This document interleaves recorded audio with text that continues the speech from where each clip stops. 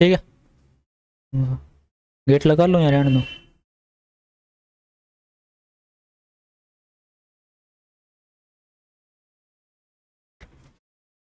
Hello,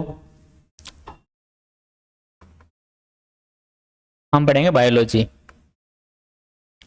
biology का मतलब, अगर अपने को किसी वर्ड का मतलब जानना है तो अपन इस वर्ड वर्ड वर्ड को जो है ब्रेक डाउन करेंगे। इसे अपन दो पार्ट में डिवाइड कर सकते हैं। बायो, बायो का मतलब लाइफ, या फिर अपन इसी को बोलेंगे लिविंग। और लॉजी का मतलब होता है स्टडी, या इसी को अपन बोलेंगे रिसर्च।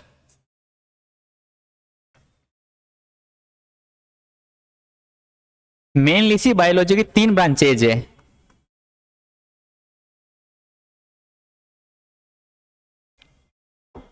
कितनी? तीन ब्रांचेज है। पहला है जूलॉजी, दूसरा बॉटनी, और तीसरा माइक्रोबायोलॉजी।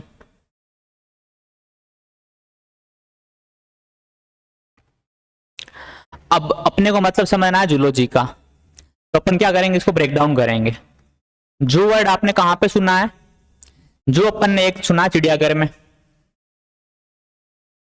ठीक है। और दूसरा जू का मतलब होता है एनिमल।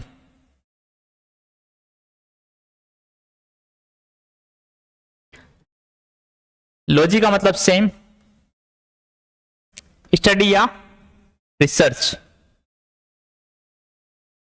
तो ये बायोलॉजी की वो ब्रांच है जिसमें अपन एनिमल्स की स्टडी करते हैं या जू में जाकर रिसर्च करते हैं।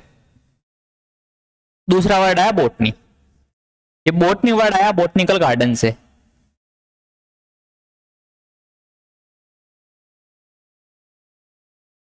और इसी बोटनी का दूसरा नाम है फाइटोलॉजी। फाइटो का मतलब होता है प्लांट,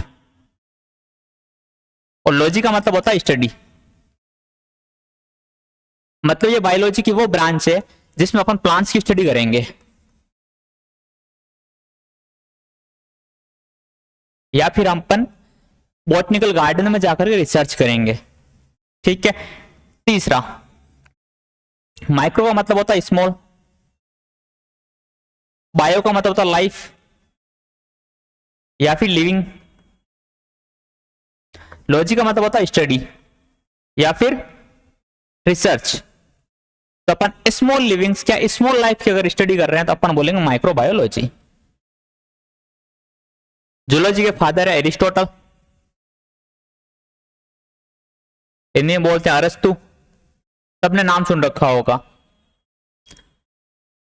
बॉटनी के फादर है थियोफ्रेटस,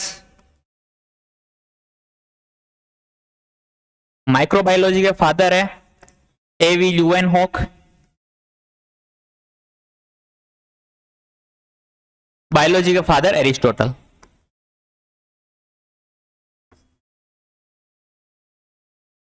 अब अपन बात करते हैं जूलॉजी की। जूलॉजी में अपन अगर आते हैं फिजियोलॉजी में, तो हमारे पास एक चैप्टर है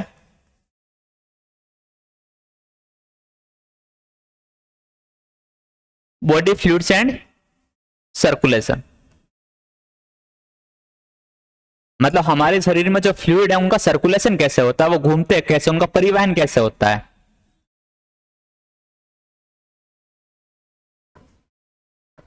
शरीर, द्रव एवं परिवहन, जंतु विज्ञान में है ये। ठीक है। तो हमारे शरीर में बॉडी का फ्लूइड कौन सा है? एक तो ब्लड और दूसरा है लिम्फ। तो अपन पढ़ते हैं ब्लड ग्रुप को, मतलब रक्त समूह।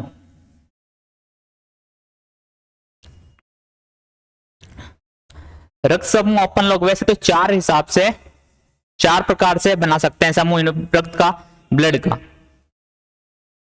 एक है एबीओ ब्लड ग्रुपिंग,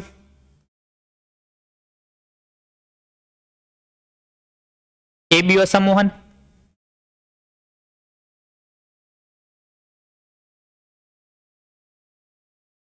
दूसरा होता है RH ग्रुपिंग, RH समूहन। एक होता है MN टाइप, एक होता है Bombay blood group.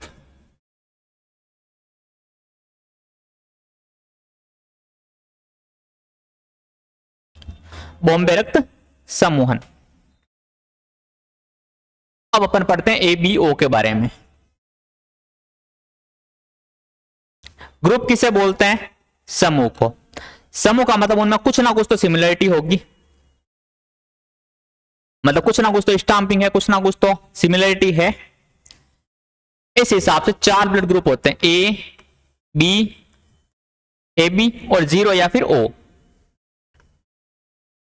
A blood group है मतलब A नाम की स्टाम्प है, और स्टाम्प ये कहां पे होती है? स्टाम्प होता है प्रतिजन, या अपन इसी को बोलते हैं एंटीजन। और ये स्टाम्प कहां पर प्रेजेंट होती है? एंटीजन कहां पर प्रेजेंट होता है? आरबीसी की सतह पर, आरबीसी के सरफेस पर। अगर ए एंटीजन प्रेजेंट हो, ए प्रतिजन प्रेजेंट हो, तो अपन क्या बोलेंगे? जिस समूह के, जिन लोगों के आरबीसी पे ए एंटीजन प्रेजेंट है, ए प्रतिजन प्रेजेंट है, अपन उनको क्या बोलेंगे? वो ए ग्रुप के लोग हैं। जिनकी आरबीसी की सतह पर बी प्रतिजन प्रेजेंट है, बी प्रतिजन उपस्थित है, अपन क्या बोलेंगे? ये बी ग्रुप के लोग हैं। जिनकी आरबीसी की सतह पर ए और बी दोनों प्रतिजन उपस्थित है, अपन क्या बोलेंगे? ये ए बी ग्रुप के लोग हैं। और जिन लोगों की सतह पर ना ए है ना बी है, वो ओ ग्रुप के लोग हैं। ठीक है, तो कहां पे प्रेजेंट होगा? आरबीसी की सतह पर। और प्रतिजन कौन सा प्रेजेंट है इसके पास? ए। बी वाले के पास में बी, ए बी के पास ए और बी दोनों। 0 वाले के पास में कोई प्रतिजन उपस्थित नहीं है। मतलब ए वालों की आरबीसी अपने को कैसे देखिए? आरबीसी की शेप होती है बाइकॉनकेव। तो ये ए एंटीजन है, ए प्रतिजन है। अब आओ दूसरा, बी वालों की आरबीसी अपने को कैसी दिखेगी? इसके ऊपर बी प्रतिजन है, वो प्रेजेंट है। कौन सा? बी प्रतिजन या फिर बी एंटीजन। ए बी वालों की आरबीसी अपने को कैसी दिखेगी? इनके पास ए और बी दोनों उपस्थित होंगे। और ओ वालों के आरबीसी अपने को कैसी दिखेगी? यहां पे कोई एंटीजन, कोई प्रतिजन उपस्थित नहीं होगा।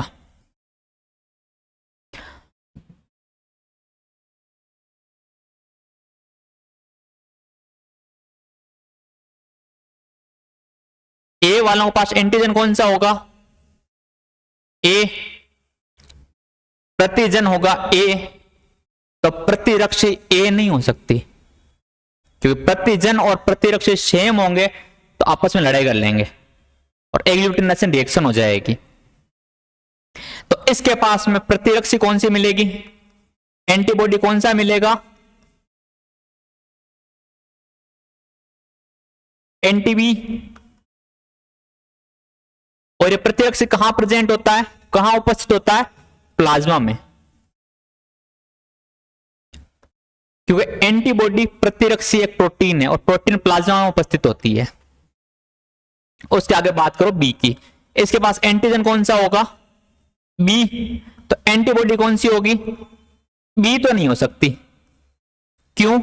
अगर एंटी बी होगी प्रतिरक्षी और प्रतिजन होगा ए, ये बी, तो आपस में लड़ लेंगे। इसलिए जो बच गया वो एंटीबॉडी इसके पास में प्रेजेंट होगी। एंटीबॉडी कौन सी होगी इसके पास में? Anti A. और ये भी कहां प्रेजेंट होगी? प्लाज्मा में। प्रतिजन या एंटीजन कहां प्रेजेंट होगा? आरबीसी की सतह पर। और प्रतिरक्षी या एंटीबॉडी कहां प्रेजेंट होगी? प्लाज्मा में। अब बात करते हैं ए बी की, इसके पास एंटीजन कौन सा होगा? ए और बी दोनों। तो प्रतिजन ए और बी दोनों प्रतिरक्षी होगा? नहीं, ना एंटी ए है ना एंटी बी है, तो एंटीबॉडी एब्सेंट है। अब बात करते हैं ओ की, इसके पास एंटीजन होगा? एंटीजन होगा तो ना अपन 0 क्यों लगते?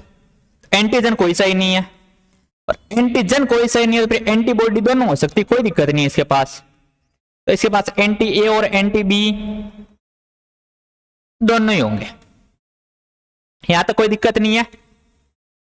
ए ग्रुप वाले लोग कौन है, जिनके पास में एंटीजन ए प्रेजेंट है, और एंटीजन ए कहां पे है, आरबीसी की सतह पर, और एंटीजन ए है तो एंटीबॉडी एंटी ए इसके पास में नहीं होगी। तो ए वाले लोगों के पास में एंटीजन ए है तो एंटीबॉडी एंटी बी होगी। बी वाले लोगों के पास में एंटीजन बी है तो एंटीबॉडी एंटी बी नहीं होगी, एंटी ए होगी। मतलब जो एंटीजन है उसका एंटीबॉडी उस शरीर में नहीं हो सकता।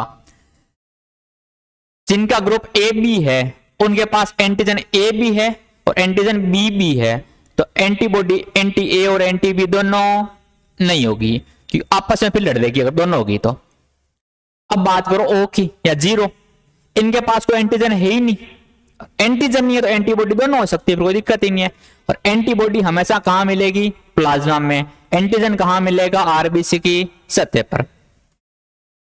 अब बात करते हैं कौन सा एंटीजन, मतलब कौन सा दाता किसको रक्त दे सकता है, किस ग्राही को रक्त दे सकता है, कौन सा डोनर, कौन सा ब्लड, कौन से रेसिपिएंट को दे सकता है।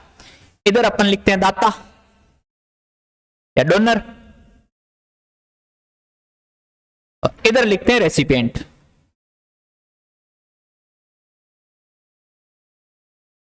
या फिर ग्राही। देने वाले की हमेशा एंटीजन याद रखोगे, देने वाले का क्या ध्यान रखोगे, एंटीजन। देने वाले का प्रतिजन ध्यान रखोगे और लेने वाले का प्रतिरक्षी, क्योंकि छेड़ेगा कौन, एंटीजन। सामने से बचाएगा कौन, एंटीबॉडी। जाके कौन छेड़ेगा, एंटीजन, और बचाएगा कौन, एंटीबॉडी। तो देने वाले का एंटीजन ध्यान रखोगे, प्रतिजन ध्यान रखोगे, और लेने वाले के प्रति रक्षी ध्यान रखोगे।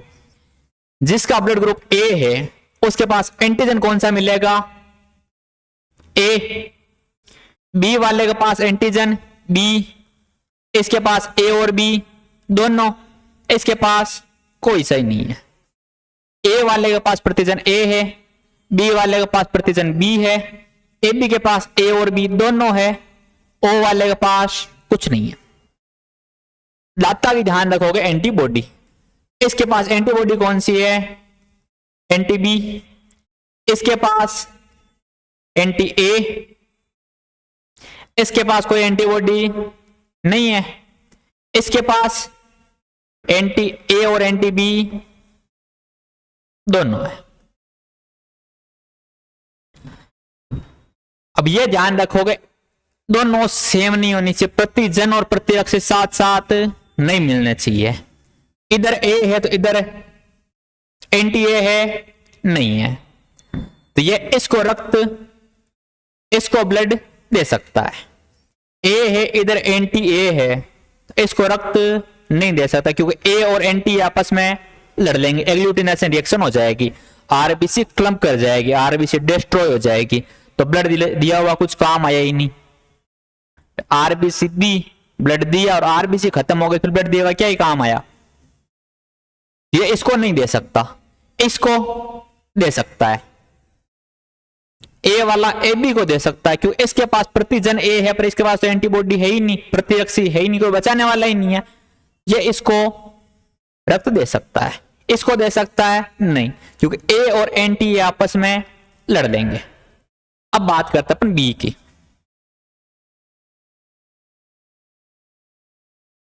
बी वाला इसको दे सकता है क्या, इधर प्रतिजन बी है उधर प्रतिरक्षी बी है, तो आपस में लड़ लेंगे, नहीं दे सकते।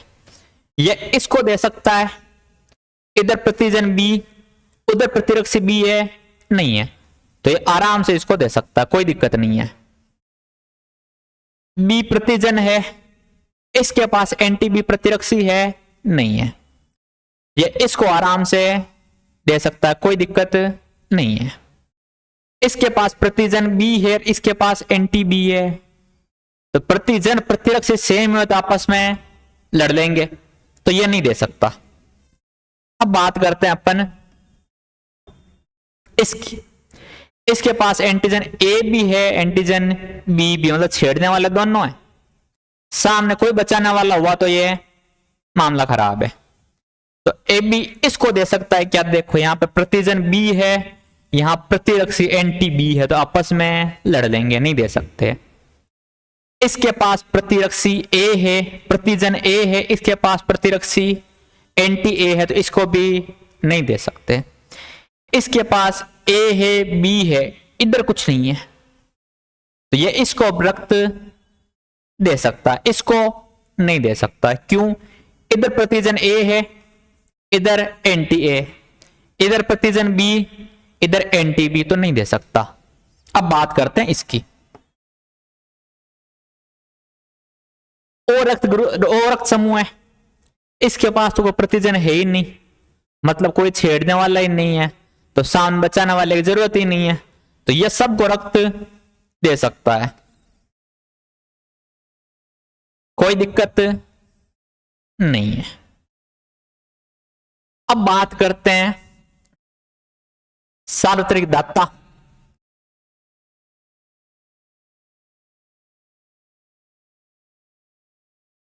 और सार्वत्रिक ग्राही की, यूनिवर्सल डोनर की और यूनिवर्सल रेसिपिएंट की।